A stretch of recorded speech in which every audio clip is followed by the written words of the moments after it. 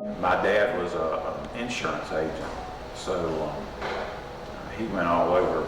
There's 4 counties, but there were a lot of bars back then in the county, and not like there's not hardly any of them left. But the Yellow Jacket, that was a bad place back in the day, allegedly, and he had walked in there and to collect their insurance, and nobody bothered him because he was the insurance man. And but I remember after I got on as a deputy on the road and had to go to the Long Branch, had to go to the Yellow Jacket, and I'd heard about that place all my life. I did not want to go there, but I did it. Another place was the Long Branch in Darlington. The first night I worked, there was a murder up there.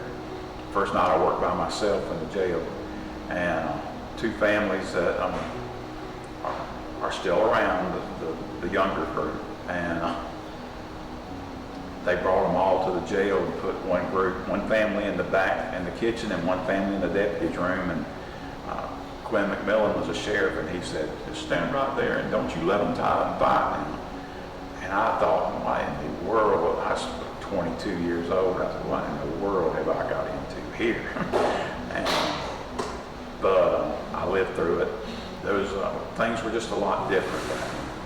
We had an old Doberman that somebody had gave the sheriff to make a dope dog out of. That dog couldn't smell a biscuit hardly, but he looked bad. His name was Shank. We would let him in the jail, and he would, if it was cold, and he would come in and get in one of the bunks and curl up, and we'd put a blanket over him like a little baby. And it was just a different time. We've made it to 200 years. I was a teenager when the country's bicentennial occurred. It was a big event. I remember Miss Moore. She was a elementary teacher at Glidewell, and Glidewell was still open as a school in '76. And she dressed up in the Betsy Ross garb, and it was just cool. This is the only chance you and I, or anybody else that's alive, will ever have to have this kind of celebration. So I think we need to preserve our history. There's so many changes to Walton County. So there's probably 120 photographs that we've accumulated, and most of them represent a different time. And the Funiacs, especially, got a great history, but all the county does. And those pictures bring remembrance of some of those things, and give us a chance to celebrate some really nice. And we've got a fair amount of it preserved, which is nice. But kids even can be really intrigued by history, and we want to have our children to learn.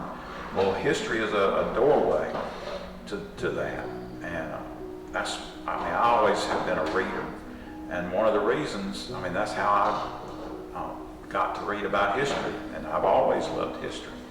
And I hope my grandsons and my sons, my daughters, appreciate that as well. And when my grandsons were about they were about 5 and 6, so that was 3 or 4 years ago. I was babysitting, and I just about run out of ways to amuse them.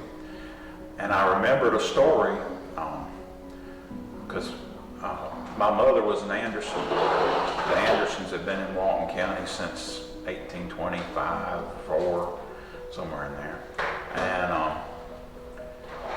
one of the people the first Andersons that came was a gentleman named Big John Anderson. So he was my about 6th great uncle, and he was the last white man to be killed by the Indians in Walton County in 1837.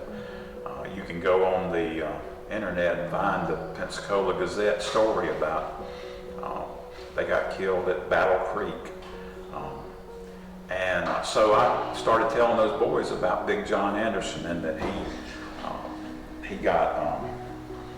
he was scalped by the Indians, but he killed a bunch of them, which, that's the way it was back then. But I said, but the interesting thing about the story is there was 5 of them that were herding these cows across the ford when the Indians attacked them. And John Anderson and another gentleman stayed behind and fought the Indians and died, while 3 of them got away. And one of the 3 that got away was a 17-year-old boy named Thomas Broxton. And I said, Thomas Broxton's important, because if he hadn't got away, you and I wouldn't be here. And they said, why, Paul? And I said, because he was my great-great-great-great-grandfather. One of his daughters married one of the Andersons. The Andersons and the Broxtons are really intermixed, but if he hadn't got away, we wouldn't be here, because we wouldn't exist. And they were just fascinated by that. And about a year later, I thought they'd have forgot it. They did. They remember that story. And they remember about Big John Anderson and Thomas Broxton. And my youngest grandson is his name Thomas. His middle name is Thomas. One of the big regrets of my life was my grandmother had 100 stories. I mean, she just had tons of them. And she told us all her life those stories. And I always meant to take a tape player and get her to tell those stories, and I never did. I remember a few of them, but not like she did. But those things are important. And so one of the things I hope that we get as a county out of this bicentennial celebration is a lot more of our history recorded on things like this, that 50 years from now, when we're all gone, people will still have access to things like that. Walton County's got a great history, and it's something to be celebrated. And I'm just glad to be a small part, but a part of this celebration. So, we've had, we're going to do some opportunities around the county. If people have stuff they'd like to show, they'll have an opportunity. And mainly going to do it in District 2, which is my district. Thankfully, District 2 is huge. So, Paxton, Darlington, Children's Home, Glendale, Liberty, here at Uchiana, Red Bay, Bruce, and then the Funiac, and then we'll also do one in Freeport and one in Santa Rosa Beach. And that's I